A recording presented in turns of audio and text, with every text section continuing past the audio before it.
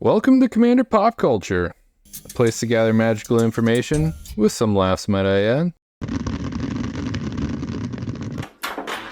Hello everyone, welcome. This is Modern Horizons 3 spoilers. I'm just going to talk about the applications of the cards. Let's get started. First off, we have Flage, Titan of Fire's Fury. It's an Elder Giant for 3 mana. On ETB, you have a Lightning Helix, and it has an escape for 4 double white, double red, just like the other Elder Giants. In terms of EDH, this doesn't do too terribly much, but in 60 card formats like Modern, I think this does a lot of work actually. Burn decks in Modern, they like to shoehorn white and or black so they could get life gain, and they add Lightning Helix or Vampire's Bite kind of stuff, things that drain and gain life. And the reason why they do that is so they could effectively trade blows and buy themselves extra turns. I just need a little more time.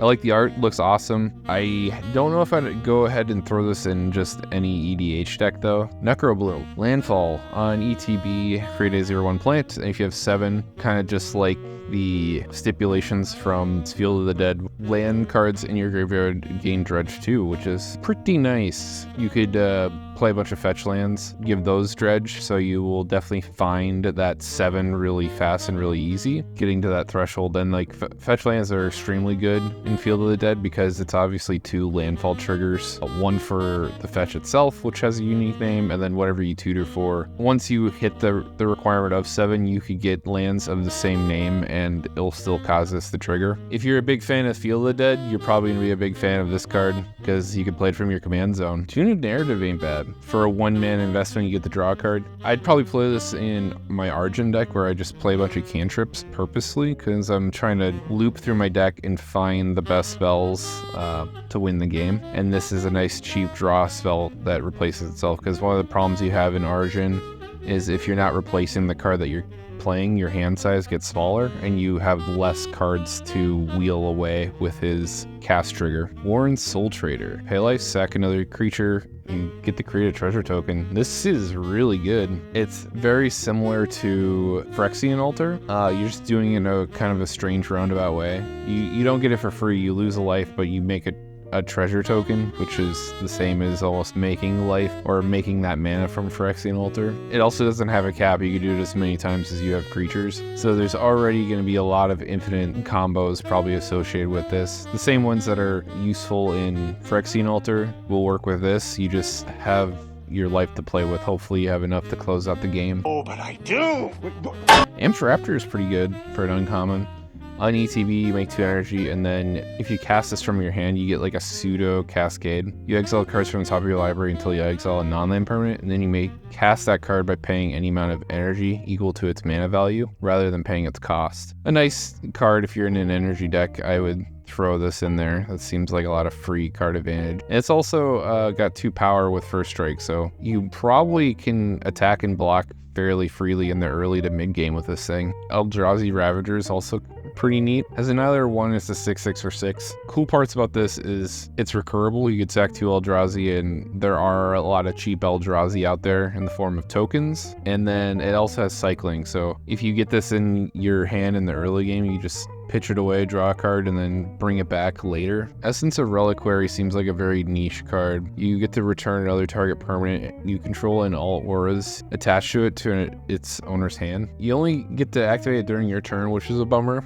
So you can't like use it defensively when people want to do stuff on their turns. I guess if people want to try killing your stuff when you declare attackers, you could still use this. But this feels very combo centric. If you are playing Enchantress auras, you can pick up all your auras again and then play them all over so you get those cantripping triggers. I think that's probably one of the more common ways you could probably break this. I was talking to someone on Reddit because I was really excited about the MDFC monocolored cards I saw yesterday. They were really sweet because they're uncommon cards that can come into play untapped. These are the guild colored ones that someone had mentioned on Reddit. This is the Simic one. Okay, so these do come in tapped. I think that's probably fair considering they can tap for 2 different colors. It'd be crazy if these all also had the lightning bolt yourself clause. It seems a little clunky, this one in particular, because you only get the Scion tokens if you also spent a waste into this. If you do end up playing this, it just ends up as a land more often than not. Legion of Leadership. Until end of turn, double target creature's power and gain first strike. I like this one a lot. This is also one of those MDFC cards for Boros. Doubling power is rare. There's only 3 other cards in this color combination that does that. I'd probably use this on a commander that is already big and just finish people off. The other reason why you like doubling power is you can stack it with double strike. You know what I mean? You could only put double strike on a creature so many times versus doubling power always scales. Unlike just giving something a keyword over and over again. Revitalizing Repast. Put a counter on target creature, gains indestructible till end of turn. And this is the Golgari MDFC. Also an instant speed spell. A lot of utility, dirt cheap, and it can be used as a land. Sign me up. I'll play this in all my Golgari decks probably. This is the Is It MDFC one. Draw 2, then discard a card at random, unless you pay 2 energy. Not too terribly excited about this. The discarding at random, not cool. And it pigeonholes you to playing this exclusively in energy decks, so this won't have as much flexibility as the other ones we've seen. Glasswing Grace. This is the Orzhov one. Gives enchanted creature +2/+2 flying and lifelink. For 5 mana, I feel like those are some steep prices. However, I wouldn't mind playing this in my area. The Beguiler, the CMC is nice and high, so I could effectively steal something of lesser converted mana cost. And it has that flex of being a land. That's probably one of the very few decks I currently play that this would be good in. Strength of the Harvest. For 3 mana, enchanted creature gets +1/+1 for each creature under enchantment control. I like this one a lot. Stump Stomp. Sorcery Gruul MDFC. Deals damage equal to its power to target creature planeswalker you control. It's unfortunate it doesn't check all my boxes because I like my removal unconditional and I like it to be instant speed, which this card doesn't meet, but for the flexibility of it being a land, maybe I'll give it a try, see how it works. The reason why I like my removal to be unconditional is because I don't want to have a dead card in my hand, but I guess the beauty of that is if it does get stuck in your hand, you just play it on the land side.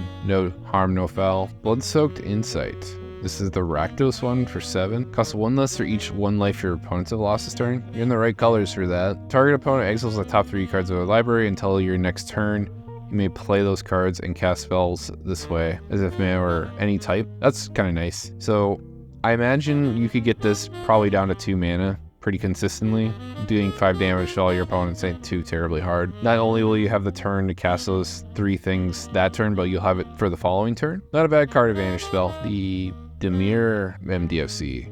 Search your library for an instant card or a card with flash, reveal it, put in your hand, then shuffle. There are a lot of things actually that are instant speed that are relevant for this. Things like the Thoracle combo, both of the things that exile your library are instant speed spells. I think those decks that play those kinds of combos will appreciate and play this. Suppression Ray. This is the Azorius MDFC. Tap all creatures target player controls. You may pay X energy. Choose up to X creatures tapped this way, put a stun counter on each of them. I'm not too keen on this one. The nice part is you can sync energy and pick and choose. Like you don't have to sync, or you don't have to tap everything down and then put a stun on everything. You can just put stun counters on the key pieces. This does enable like going all out and cracking that person because they'll be vulnerable. And if you do it to the certain person in the turn order, you can make them extremely vulnerable. So like say the person you target to this is to the right of you, that leaves them open to not only you, but the next 2 players in the turn order to finish them off. That kind of scenario that I described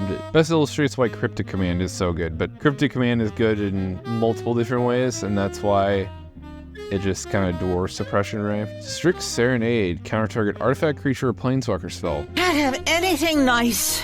Controller gets a 2/2 bird. At the very minimum, you'll be countering someone's commander for 1 mana. That ain't a bad deal. If you're playing competitive EDH and it's 1-on-1, it's probably an auto-include because you'll hinder someone. Just a single mana investment. This seems cool. When Unstable Amulet enters the battlefield, you get 2 energy. Whenever you cast a spell from anywhere other than your hand, it deals 1 damage to each opponent. You could tap it to pay 2 energy, exile the top card of your library. It's much better than like until end of turn because you'll always have access to it unless you activate this again. If you exile something that's very expensive CMC-wise, you can just let it sit until you're ready to cast it, and there's no rush. But the other clause is the trigger damaging people. I've always been interested in playing a deck that only casts spells from places other than your hand. I did play Kellen, which unfortunately didn't include red. Red is one of the best colors that do that effect. This will be a card that I'll have in the back of my mind when I design a deck like that. Plarg and Asari, that lets you see 3 cards. This would be great in that deck. Collective Resistance, this is a better naturalize. You can invest more mana to destroy more things or protect something. So for 2 mana, no matter what, you get one of these modes. If you pay 1 extra, you get an additional and etc. If you want all 3, you only have to invest 4 mana. Not a bad deal. Emperor of Bones. At the beginning of combat on your turn, exile up to 1 target card from a graveyard. Has adapt 2. Whenever 1 or more counters are put on Emperor Bones, you put a creature card, exile with Emperor, onto the battlefield under your control against a finale counter, and haste, sack at the beginning of the next end step. This is very similar to the mono black Sauron. I didn't like the mono black Sauron because it costs 5 mana, but for 2 mana and some hoops to jump through of putting a counter on it, I think I could respect this card a little bit. It also messes with people's graveyards every turn. Little targeted sniping action. I think this is better in a 60 card format because it's a 4/4 for a 4 mana investment and you could play it earlier, and it's doing something before turn 4. I don't know about EDH though, probably not the best. Ardent Dais enters with 2 oil counters. Whenever 2 or more creatures attack, you put an oil counter on it. Remove 2 oil counters, exile another target non-land permanent. Its controller draws 2 cards. It's kind of like Oblation in a way. Oblation shuffles away, but it gives people the ability to draw stuff. That's a little bit of a bummer. I feel like you could have removal without doing anyone favors. Unfortunately, this kind of feels like a dud. Ophiomancer reprint. This is like a $15 card. I'm glad to see it getting reprinted. I hope they print more death-touching snake tokens. Those are pretty spendy too. And the reason that is because it only has had 1 other printing with the snake tokens in particular, and that was during Commander Masters. It got snake tokens for the first time. Wrath of the Skies. It's a wrath where you sink X, you get X energy, and then you pay amount of energy, you destroy each artifact, creature, enchantment with mana value less than or equal to the energy paid this way. I like this wrath a lot. You can, I guess, set the bar for where everything dies. So if you are playing a lot of big things, you could potentially dodge your own board wipe. Only the strong will survive.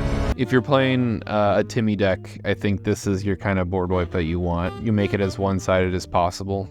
And that brings us to the end of Modern Horizons 3. I hope you enjoyed. Wasn't as exciting as yesterday, but is ultimately shorter. I think the best card I saw today was probably the Field of the Dead Commander. He's super strong. Pretty excited to give that a try. I just like the idea of giving Fetchlands Dredge too.